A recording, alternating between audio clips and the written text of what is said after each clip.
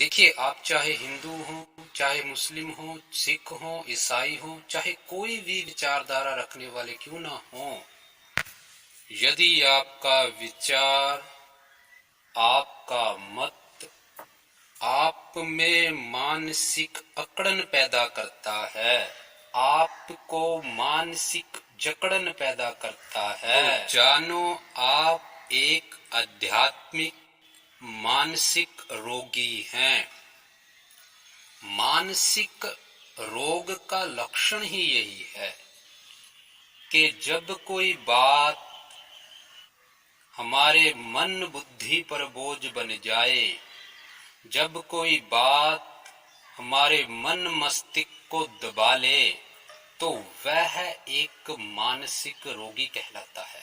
इसलिए जो व्यक्ति अपने मत में, अपने विचार में यह सोचकर बैठ जाता है कि उसने जो सीखा, उसने जो जाना, वह ही सही है, अब उसे कुछ नहीं सीखने की आवश्यकता, कुछ सोचने की आवश्यकता नहीं है, तो वह व्यक्ति उसी क्षण अहंकार से पोषित हो जाता है और वह अहंकार उसकी बुद्धि का नाश कर देता है। फिर वह किसी की नहीं सुनता, वह प्रश्नों से भागता है, प्रश्नों से चिढ़ता है, उल्टा प्रश्नकर्ता को मारने को दौड़ता है। वह एक खतरनाक मानसिक रोगी है। ऐसे व्यक्ति वैचारिक नहीं कहे जा सकते, ऐसे व्यक्ति ज्ञानी नहीं कहे जा सकते। क्यों? क्योंकि ज्ञान अहंकार को नाश करने वाला है, ना कि अहंकार को पोषित करने वाला। देखिए, अध्यात्म को लाया ही इसीलिए गया है कि हम काम, क्रोध, द्वेष, अहंकार इससे बच सके। क्यों? क्योंकि भौतिकी में ऐसा कोई साधन नहीं है जो हमें अहंकार और द्वेष से बचा सके। इसलिए अध्यात्म को जीवन में साधन बनाया गया है। और यदि अध्यात्म ही हमें अहंकारी बनाए, हमें द्वेषी बनाए, हमें क्रोधी बनाए, तो जानो हमारा अध्यात्म ही सही नहीं है। इसलिए अध्यात्म को गहराई से समझने की आवश्यकता है। क्यों? क्योंकि ज्ञान की कोई सीमा नहीं होती। हमें संसार भर के समस्त प्रश्नों को अपना हिस्सा बनाना चाहिए।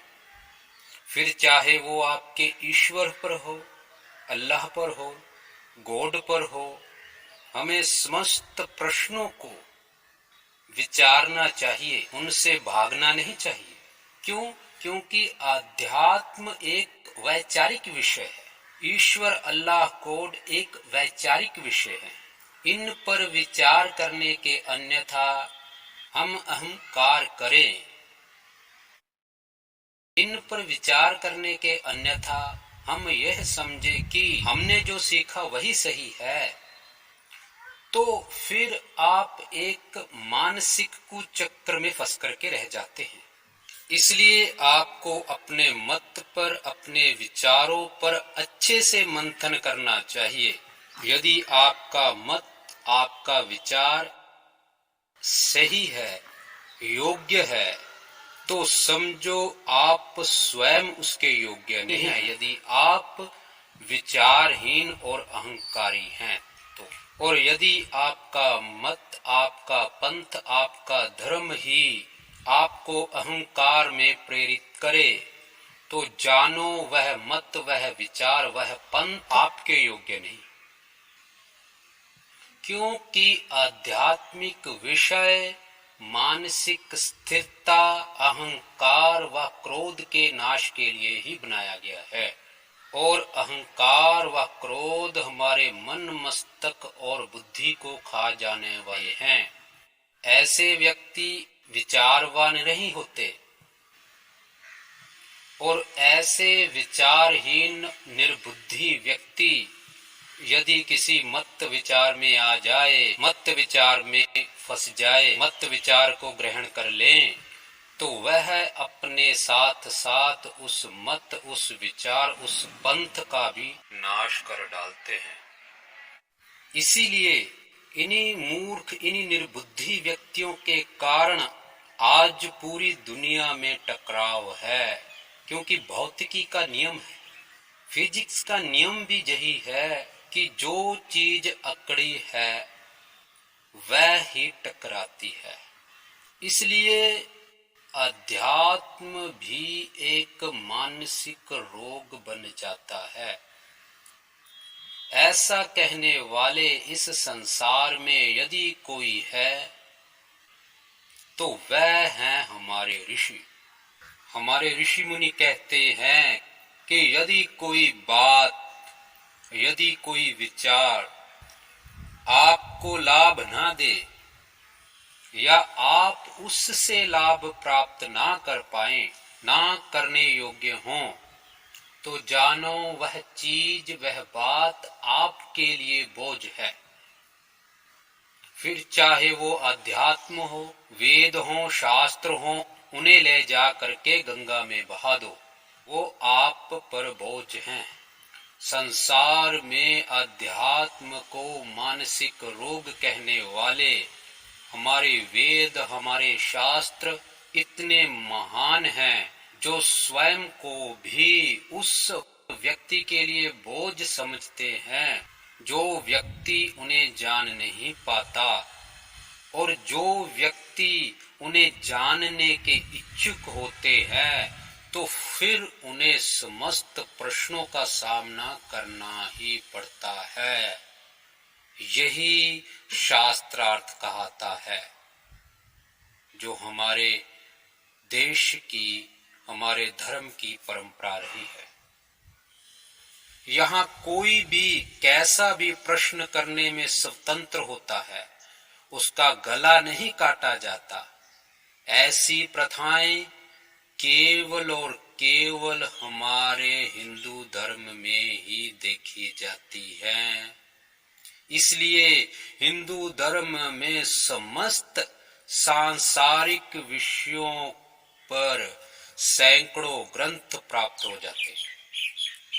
यहाँ 3 सांसारिक प्रकारों को दुख कहा गया है, अर्थात इस सृष्टि में 3 दुख हैं, एक भौतिकी, एक दैविक, एक आध्यात्मिक। देखिए, इन तीनों को समझने का सीधा सा जो अर्थ है वो क्या है? एक तो मैं हूं, अर्थात हम, एक दूसरा है जीव जंतु मनुष्य मुझसे जो अलग हैं, और तीसरी प्रकृति। अब प्रकृति से जो दुख आता है, बाढ़ है, बारिश है, भूकंप है, उससे जो दुख प्राप्त होता है उसको आदि भौतिक कहा गया है। और जो दूसरों से हमें दुख प्राप्त होता है, मार देना, काट देना, द्वेष करना, किसी विषैले जीव द्वारा काट लेना, वह जो दूसरों से दुख प्राप्त होता है उसको आदि दैविक दुख कहा गया है। और जो हम, देखिए ध्यान से सुनिए मेरी बात को, और जो दुख हम स्वयं से स्वयं प्राप्त करते हैं, अर्थात हम स्वयं भी स्वयं के दुखों का कारण हैं, ये तीसरा दुख है। इसी को आध्यात्मिक दुख कहा गया, आध्यात्मिक संताप कहा गया है। जब, ध्यान से सुनिए, जब हमारी बुद्धि सही व गलत में भेद करने योग्य ना हो, तब हम मनोभावों में बहकर जो गलत कर्म कर बैठते हैं, उनसे जो दुख प्राप्त होता है उसे आध्यात्मिक दुख कहा गया है, जो हमें हमारी अज्ञानता से प्राप्त होता है। बुद्धिहीन, विचारहीन व्यक्ति भले ही वेद शास्त्रों को पढ़ ले, उससे उसे कोई लाभ प्राप्त नहीं होता। इसलिए किसी ज्ञान में, किसी विचार में, किसी मत में यदि आप हैं तो एक श्लोक शास्त्र कहते हैं कि चरे वेति चरे वेति, चरते रहो, जानते रहो, बढ़ते रहो आगे, रुको मत। हर प्रकार के प्रश्नों को अपने जीवन का हिस्सा बनाओ, हर प्रश्नों को सुनो, विचारो। यदि आप उन प्रश्नों को विचार सकने की बुद्धि रखते हो तो आप विचारवान हो, और यदि आप उन प्रश्नों को विचारने की बुद्धि नहीं रखते तो आप एक सामान्य व्यक्ति हो। और सामान्य लोगों के लिए ऋषियों ने बड़ी अनुकंपा करी है। क्या? अति सर्वत्र वर्जेत, अर्थात देखिए, अब ऋषियों को पता है, ऋषि जानते हैं कि इस संसार में सभी बुद्धिमान नहीं हो सकते।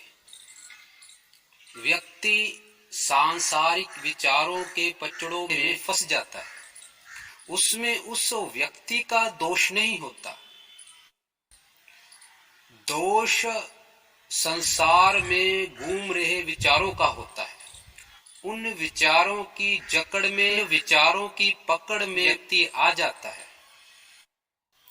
तो उनके लिए यह वाक्य है कि अति सर्वत्र वर्जेत।